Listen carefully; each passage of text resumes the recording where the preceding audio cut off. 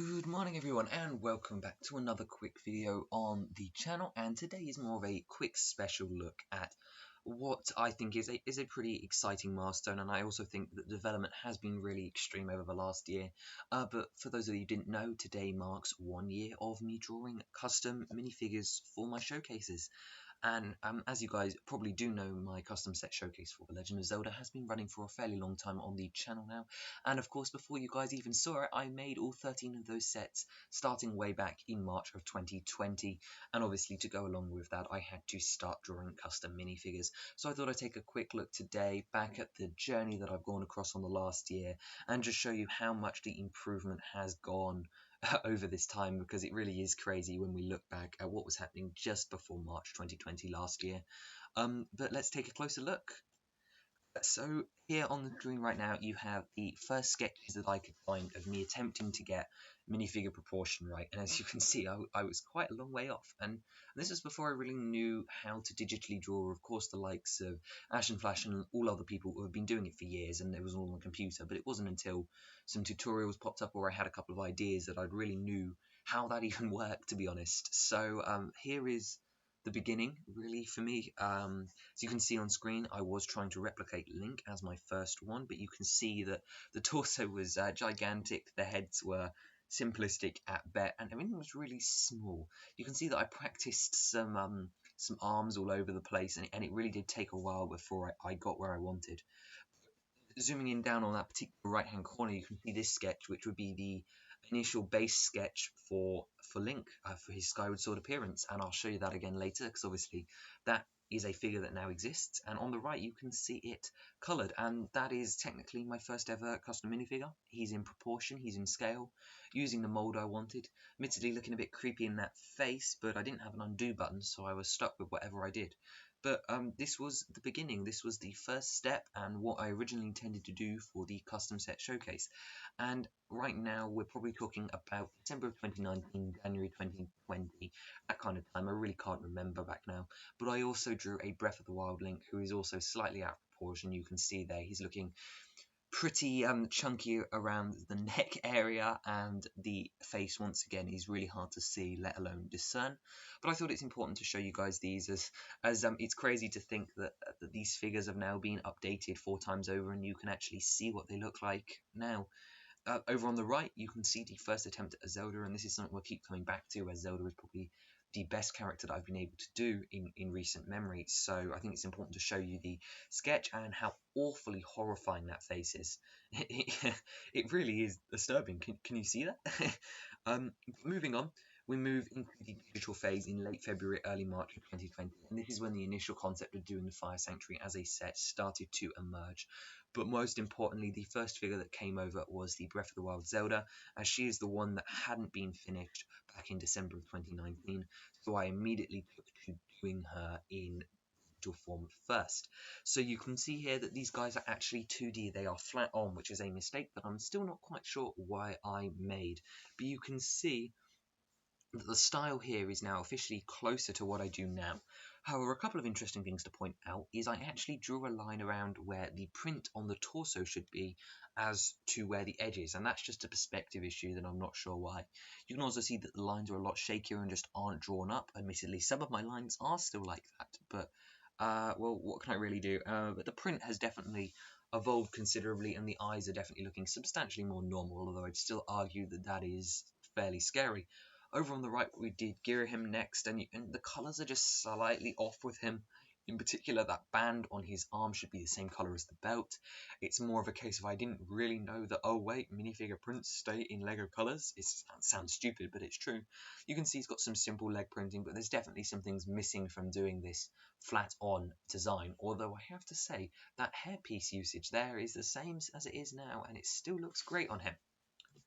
Moving into March 2020, the first 3D figure was, of course, Link for the Fire Sanctuary, and I put all 3 of his variants up on the board, as to this day he is still the only character which I have drawn 3 separate times for 3 different poses for the same set.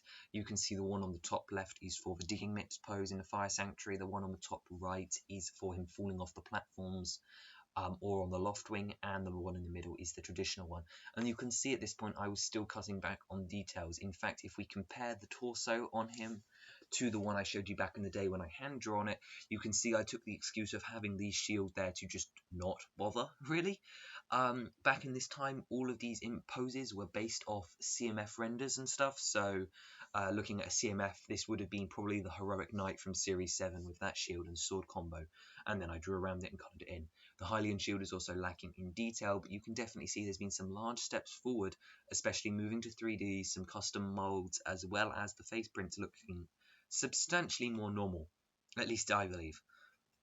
Moving on to March 2020 still, we had some more figures starting to divulge here, and you can see another common theme that has resounded through my Wave 1 figures, and that is the blurry edges around the Telescope Man, and it's something that I have only just really worked out how to control and keep the same as we'll see later on, but I just thought it was worth bringing up that my quality does dip from time to time.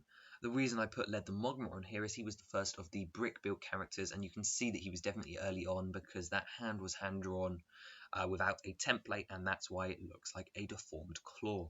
The head mold was the real reason he's here, because that was my first proper head mold, kind of bridging the gap between the Lego and Zelda universe, so I thought that was worth including here, showing the development.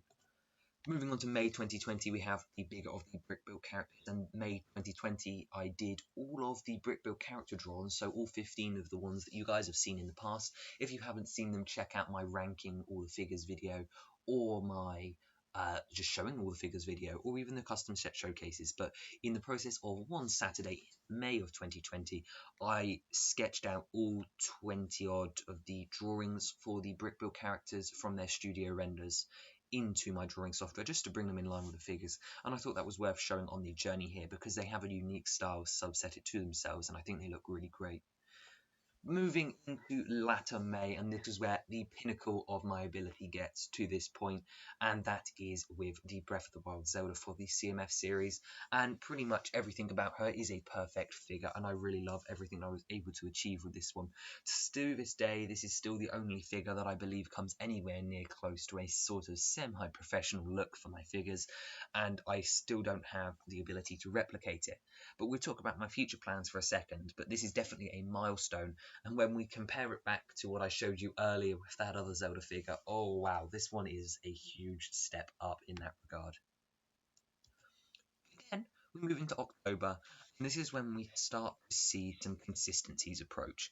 Now, it may not look like it, but this digital Link figure right here is actually on the same detail level as the Zelda back from May. Of course, there's just less detail to show it on. In fact, though, the line thicknesses are finally the same, as well as the level of detail and color coding is finally the same. So while it won't look like it, this figure is actually a huge step forward for the custom set showcase, and I'm still really proud of how this guy turned out. It's also very unique compared to the other figures that I've drawn, so I also really like it for that regard.